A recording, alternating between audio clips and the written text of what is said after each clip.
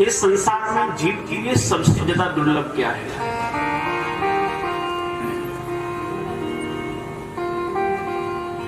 83,99,999 योनियों में जीव जब भटकता है तो भगवत कृपा से उसको यह मानव देह प्राप्त होता है। बोलो जय सीताराम। वैसे तो हमारे शास्त्रों में 3 वस्तुओं को बहुत विशेष रूप से अति दुर्लभ बताया। शास्त्र कहता है कि दुर्लभम त्रयमेवैतत् देवानुग्रह हेतुकम् मनुष्यत्वं मुमुक्षुत्वं महापुरुष संश्रयः। दुर्लभम त्रयमेवैतत्, 3 वस्तुएं अत्यंत दुर्लभ हैं। इसमें सबसे पहला है मनुष्यत्व।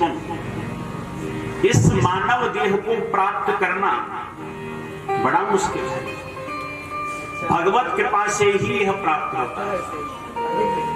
गोस्वामी जी महाराज ने श्री रामचरितमानस में कहा, बड़े भाग मानुष तन पावा, बड़े भाग मानुष तन पावा, बड़े भाग मानुष तन पावा, बड़े भाग मानुष तन पावा, सुर दुर्लभ सदगति गावा, सुर दुर्लभ सदगति गावा, सुर दुर्लभ सदगति गावा, सुर दुर्लभ सदगति गावा। इन वस्तुओं में सबसे ज्यादा दुर्लभ है बड़े भाग मानुष तन पावा। पर इस मानव शरीर को प्राप्त हमने कर लिया, अत्यंत दुर्लभ है यह, प्राप्त होता नहीं। लेकिन इससे भी ज्यादा दुर्लभ एक मुमुक्षुत्व। मुमुक्षुत्व माने आत्मबोध करने की इच्छा का प्रकट होना। सारा संसार खाने कमाने में लगा हुआ है महाराज। सबके मन में ये इच्छा है कि हम कितना कमा लें, कितना खा लें, गाड़ी हो जाए, बंगला हो जाए, यश हो जाए, नाम हो जाए, संसार में कीर्ति हो जाए हमारी, इसी में लगे हुए हैं। लेकिन अपने आप को पहचानने की इच्छा मन में प्रकट हो जाना, ये मानव देह से भी ज्यादा दुर्लभ है। बोलो जय सीताराम। मोक्ष को प्राप्त करने की इच्छा, अपने आप को पहचानने की इच्छा। चरपट पंजरिका में श्री शंकराचार्य जी महाराज कहते हैं कि जीव को सदा सर्वदा 5 प्रश्न अपने आप से सदा सर्वदा करते रहने चाहिए। आदि शंकराचार्य ने कहा कि 5 प्रश्न ऐसे हैं जो प्रत्येक जीव को मानव देह धारण करने के बाद पूछना चाहिए अपने आप से कि कस्तुम को हम उत आयात को में जननी को में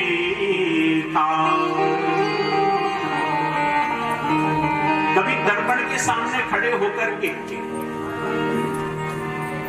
दर्पण समझते हैं, शीशा रोज देखते हैं, शीशा तो है, प्रतिदिन देखते हैं शीशा।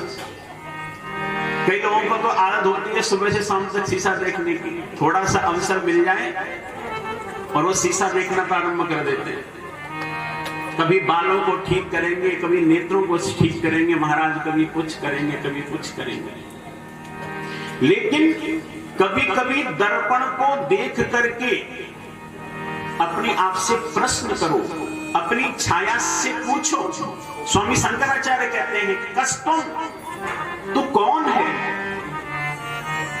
फिर अपनी अंतर आत्मा से पूछो, कोहम, मैं कौन हूं? कुत आयात, मैं कहां से आया हूं? को में जननी, मेरी मां कौन है, और को मेरी तात, मेरा पिता कौन है। 5 प्रश्न याद कर लीजिए। आप प्रतिदिन शीशा देखते हैं, दर्पण देखते हैं, पर कभी कभी अपने आप से प्रश्न कीजिए। अपनी छाया से पूछिए कष्टम तू कौन है। अपनी अंतर आत्मा से पूछिए को हम, मैं कौन हूं, मैं कहां से आया हूं, मेरी मां कौन है, मेरा पिता कौन है। यही आत्मबोध की इच्छा प्रकट होनी है। आप अपने आप को जानिए। क्या मानव शरीर प्राप्त करने के बाद में खाना, कमाना, सोना, संतान की वृद्धि करना, यही हमारा धर्म है? हम हैं कौन? अरे मानव शरीर हमको इतना अनमोल प्राप्त हुआ है, वो व्यर्थ में गंवाने के लिए नहीं प्राप्त हुआ। साधन धाम मोक्ष करि द्वार, पाहि न जेहि परलोक समान।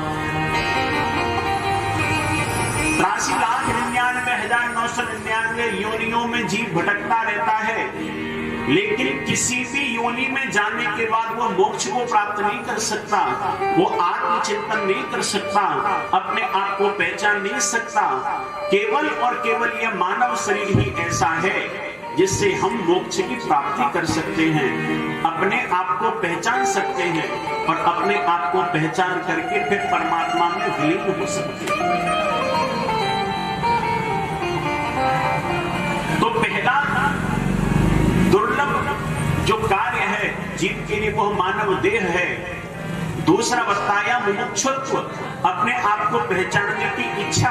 तो जब हम अपने आप से प्रश्न करेंगे कष्टम कोहम कुत आयात, को में जननी को में तात, मैं कौन हूं, मेरा पिता कौन है, मेरी मां कौन है, मैं कहां से आया हूं, उसका एक ही हल आपको निकल करके बाहर आएगा।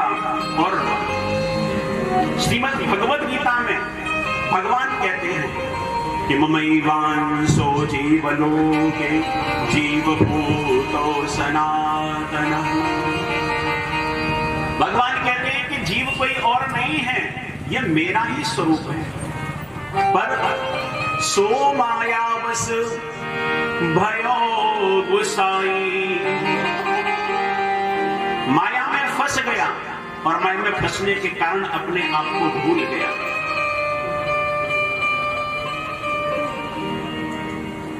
आपने मानव देह प्राप्त कर लिया, चलिए ठीक है।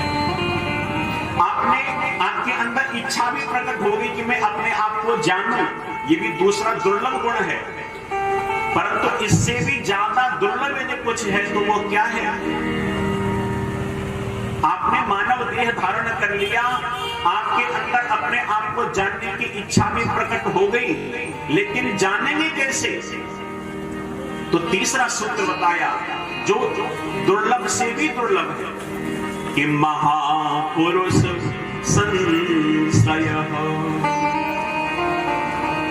महापुरुष संश्रय का अर्थ है सत्संग, संतों का संग, भगवान की कथा। क्योंकि भगवान की कथा सत्संग जब हम करेंगे तब ही हमको यह ज्ञान प्राप्त हो जाएगा कि मैं कोई और नहीं हूं, मैं तो उस परम पिता परमात्मा का ही अंश हूं। ईश्वर अंश जीव अविनाशी,